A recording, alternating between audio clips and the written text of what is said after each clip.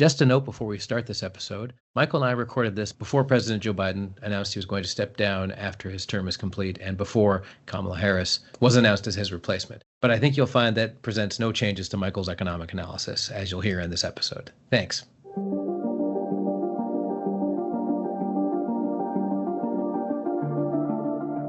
Hello, everyone. Welcome to the Construction Record Podcast. I'm digital media editor Warren Frey, and with me today I have ConstructConnect chief economist Michael Guckes. Michael, welcome to the show again, but in a new role. Well, thank you so much. Since you are our new chief economist, let's get a bit of the Michael lore going here. Let's get sort of your backstory, because people are familiar with you from the show and from your insights with Alex, but they probably don't know your backstory all that well. So let's hear what it is. Yeah, so that's a great question. I have been in some way or other involved with construction for 20 years now. I started off at the Ohio Department of Transportation in 2004. I was one of their first economists that they ever hired. And so that was really exciting because they didn't know quite what to do with me. And I was full of ideas, at least at the time, as a young pup right out of college. And so I got a really unique perspective into civil and heavy engineering. I got to go out on the projects, understand how you actually build concrete box bridges and all sorts of other stuff, and all the different layers of asphalt that go into building a road, all this other great stuff. And so it gave me a real appreciation for that. And it helped that I've always been a Lego fan. So, watching people build stuff with, great big Caterpillars and John Deeres and all this other stuff, it just was great. I had such a blast. So that was the first 8 years of my career. And then I got my MBA during that time too. And then I moved on to banking. And I think that really gave me an understanding of how financing works from inside the bank. And if you look at a lot of the products and the news things that I report on through our website and through other media channels, I'm always touching back on financing because it plays such a critical role in what happens in construction and just making those dollars flow. It's not just by coincidence or accident, right, that almost $2 trillion of construction is built every year. There's a huge financial part to making that happen. So that was really great. And then I moved on and I got my first taste of manufacturing economics when I joined Gardner Intelligence. And I was their chief economist for 5 of my 6 years there. And it was great. I got to go around the world, went to Asia, went to Europe many times, got to talk about and learn from others, what drives international manufacturing and machine tool sales and all that stuff. So that was really a neat way to bring my prior experiences together in a chief economist role. And then I came into ConstructConnect, and I have had an absolute blast. I got to spend the last 2.5 years working with Alec.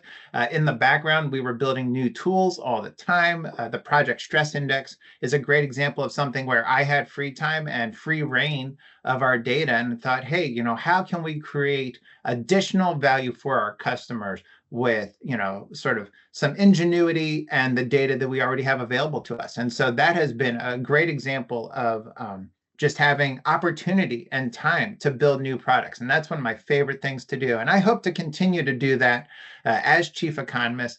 But of course, I also have to do all the regular reporting that Alec used to do as well. So that's the role now.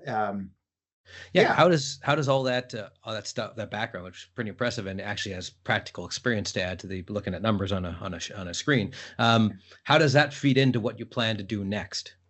Yeah, great question. So I think we're going to move away from doing as much stuff in Excel and using older software. Not that there's anything wrong with the older software that is out there. It's sort of a momentum thing. But I've been using Power BI and Tableau in the last many years of my career, sort of that next generation of visualization and analytics tools. And so I want to bring more of that into everything that we do. I think it's going to provide our customers with better insights and just a more beautiful a set of products across the board. So I'm really excited about that. The other thing too is that hopefully it will provide some faster turnarounds. The less I should say, the more that we can automate our products and our features, right, the faster we can turn them around. So our customers don't have to wait 2 or 3 weeks maybe to receive a report. They might be able to get it within a week of the data being released. And that would be fantastic because, the person who can respond to data faster is going to have, right, that much more opportunity to find success and to find that next great thing. So I'm really excited about that. And just in terms of what you're kind of a face of the company in some ways. You do your snapshots and all the rest of it. What you want to innovate in there as well on social Yeah. media, video, that kind of stuff. Well, exactly. So, we need to realize that the way that information is consumed moving forward is not going to be so much, it's not mail at all anymore. Nothing is physically mailed to anybody, right? We get an overwhelming number of emails, which is no good either. And so my hope is to do more things like this, where it's a podcast or it's a video. It's something that is social media friendly, something that can show up on your phone just as easily and as well as it can on a computer screen. So that means we're going to be moving away from long format writing because nobody wants to read 5,000 words off of their phone. On the other hand, you look at how a lot of websites are producing producing content now. You could use CNBC as an example, right? If you look at their stuff, it's a headline, it's a handful of bullet points, and then there's an article, and the articles might be 500 to 1,000 words at most, right? And so you're taking a lot more of the good content, right? And you're just laying it out in bullet point form. And I think that's really great, right? It saves the reader time, it saves us effort by just essentially, boiling all this stuff down to just what does the customer need to know. And then, of course, like I was saying, we can put it in a bunch of different formats at that point, and it allows that customer to consume the information in the medium that they really prefer. And just to move on from us to the outside world, what are your kind of big takeaways? Kind of looking towards fall, what are the huge issues? We can both guess what the big one is, but we'll talk about that in a second. So maybe you could lead us into what do you think the big issues that are going to affect the economy one way or the other this fall? Yeah. So, I think finance in general is one, and then the political scene is the other. But let's start with the political scene because that will lead into, I think, some of the finance, right? So, I'm going to start this off by saying, I've personally volunteered a lot of hours of my life to helping senior citizens and octogenarians, etc. When my little girl was 2 years old, I used to take her every week over to a senior living center. And the men and the ladies there, they were so kind and they were so sweet and they loved it. And my 2-year-old thought it was the best thing in the world. We would go over there and she would hand out lollipops and we just had a blast. And, but at the same time, I also got to see what dementia is really like and how quickly it can take somebody. And so my heart breaks for the situation that the country is in right now because, it's not unusual for somebody in their 80s to have cognitive decline. And the worst part is that it can accelerate. It's not like it ever slows down. It only sort of takes the person faster. And it's heartbreaking to see that, right? Now, okay, so now I got to kind of switch gears and put on the economist hat now and my business suit, right? And say, okay, well, what does that mean for us? Well, I think that the truth of the matter is that it becomes it gives an advantage, right, to the Republican Party at this point, or at least to the presidential competition there. Obviously, President or nominee Trump, whatever you want to call him, Trump has an edge, right, at this point, right? And how is that good for the economy? Well, his stance on things has always been pretty consistently business friendly, right? Lower taxes, less regulation, and so that's a good thing for the economy. On the other hand, right, we have a significant labor shortage problem. We continue to have very high levels of job openings, very low unemployment. If somebody wants a job and is in a position to accept a job, right, no convictions or drug use, things like that, right? I mean, those people essentially can go out and get a job at any point. It's pretty easy still for that to happen. But the thing that we need to be honest with ourselves about is that not everybody wants to have some of those more grunt jobs, right? Not everybody wants to, be a janitor, a trash collector, et cetera, right? So the really austere immigration policy that's being put out there, right? I think it kind of fails to realize that the labor shortage that we see today, it's actually throttling the economy. It's not reducing just the sheer number of people who are legally coming into the country is actually kind of harmful because we're so short on people. Mm-hmm. So that's sort of the downside to his policy at a very high level. I think Just though, a yeah, side go on. note, Yeah. the best version of this I've ever heard is from about 15 years ago when Anthony Bourdain talked about this, because there was always Mm, in New York, he would talk about most of the people working in the restaurant industry, at the lower levels were undocumented, he said, and Dominican. And he said, if you get rid of the Dominicans who are undocumented, you will obliterate the New York restaurant industry. Like you just will. The amount of skill there will be just gone in an instant. So it's kind of this weird parallel to what you're talking about that always comes to mind whenever I hear about this. yeah, no, I think that's a great analogy. I thought you were actually going to say, the views expressed are not those of Construct Connect; those are Oh, simply well, my yeah, views, and that's also we totally should fair. probably definitely say that. You Yes. And I would probably also say like to that somewhere in qualify here. that But we this is just one person's view, and by no means am I trying to represent yeah. anyone else's views other than my own. Mhm.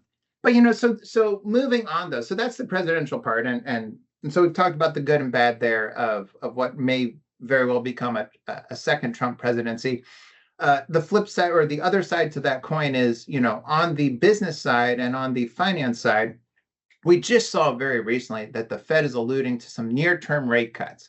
Mhm. And the thing about that, right, is that we're not at the 2% inflation goal that the Fed keeps talking about. And that's been their goal since, for as long as I've been around, it's like since Volcker and Alan Greenspan, it's Mhm. like Mhm. 2% has always been sort of their target, the magic target. But right now, I get where Jerome Powell's going with this. He's saying, hey, we may need to start really thinking about enacting some cuts here very soon. And it begs the question, okay, well, Michael, explain this to me. Why are we going to cut when inflation is still around 3%? And the answer to that, the simple answer to that is that a change in Fed rates takes time to work its way through the economy. Uh, Mhm. they don't just change interest rates on Monday and by Wednesday, everything has now adjusted to this lower interest rate environment. It takes a long time, right? Existing and outstanding contracts, are still going to be enforced, until their expiration dates, things of that nature. And so it takes time for these things to change, and they change, a little slowly. And by the time that these things show up in a I would say in an accumulation that is observable in the data, right? Many months, maybe even years, sometimes will Mhm. pass. Um, and so it just takes time for these impacts to accrue to the point that they're picked up in the data. Um, Now, on the flip side, though, some things will happen much faster. And I think you could make an argument that in the housing side, or sorry, on the residential side, a significant change in mortgage rates would unlock a lot of pent-up supply and demand. Mhm. We've talked. I know you've had other people talk about sort of these golden handcuffs, right? People are in a home with a 3 or 4% Right. Yeah. mortgage, and there's no way that they're going to sell their home essentially at any price at this point, because they would have to pick up a 7% mortgage, Mhm. and all of a sudden their monthly payments are just, they're unsustainable. Mhm. If you look at the median home price today and were to apply a 7% mortgage, whether you have 20% down or not, it's a lot of money every month leaving the family budget just to pay for that housing. And that's before you include, the higher costs of insurance and, food, everything. And so that's been a big part of, I think, why we don't see more homes on the market. At the same time, right? The people who can buy new build prices are still, astronomically high when you look at it compared to median wages, right? And so what do we have? Well, we have a market right now where there are over 9 months of newly built homes sitting on inventory looking for someone to buy them. And if you go back to 1970, and you can even go back, I think, further than that if the data is available, but you'll see that pretty much every time new home inventories get above a 9-month supply, we've ended up in a recession. The only time that that didn't happen was in 2020 when we had the little 2-month COVID-19 recession. Right. And I would argue that that was, government induced, right? When the government forces everyone out of a job, that's not a real recession. That was I don't know what you want to call that, but that was not a real recession. That was this sort of like weird government induced thing. And so, there are some areas where I am nervous, but I think that, if the Fed lowers rates in time and gets some of this action that's been sitting on the sidelines for so long unlocked, and we can get some normalization in these markets, hopefully we could avoid a recession. So I think that's that's a lot of things I've just talked about in I think one question. But those are all the things that I'm looking at over the next, I would say, 12 to 18 months right now. And so we've also heard that the non-residential building slowing, but jobs are still remaining strong. So how does that work? Right. So I would say for most of this year, if not all of this year, and then some, right, we have seen some pretty rough non-residential building numbers in our data. Whether you're looking at our starts forecast or if you're looking at our industry snapshot, which is a free monthly publication, we are seeing some challenges on that total non-residential construction side.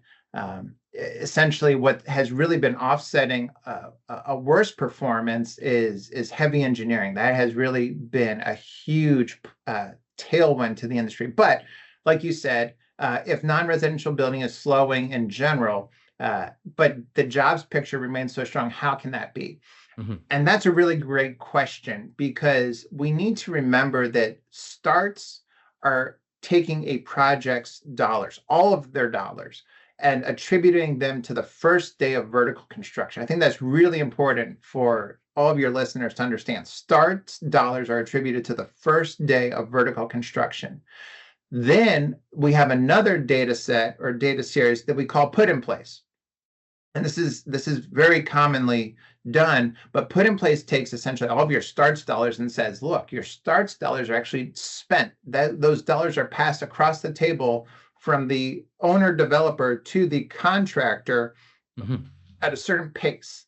And it looks kind of like a distribution of dollars, right? So it might, for a project, where it gets off slow because you have to do permitting work or some earthwork or whatever, maybe those dollars aren't flying across the table real quick the first day of construction. But, 6 months in, 9 months in, right, the project is really ripping. You've got all sorts of activity at the job site. And so the dollars are passing a lot faster. And then at the tail end, right, it sort of slows down at the very end. And maybe you're paying, the painters to do the last little bit of work here and there and whatnot, right? So your put in place dollars, if you imagine two graphs of spending, right, the starts dollars stack up a lot faster across time than your put in place dollars.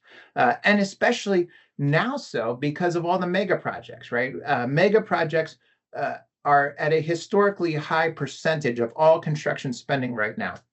And of course, when you're talking about a $1 billion or even a multi-billion-dollar project, right, those things can take years to complete. And so we've had this big push of mega projects in recent years in our starts data. Well, the actual work that is taking place to make those things a physical reality is occurring now. And so that's consuming all of this labor. And that's why the starts dollars and those non-residential building dollars that you were talking about, showing contraction over the last many months, those can be negative, and yet the jobs picture in the construction realm can still be very tight, because you need to think about the put in place dollars when you think about labor, not so much the starts dollars and their distribution when we think about labor. Okay, well, that is one hell of a lot of data to chew over, which is kind of the point of this podcast.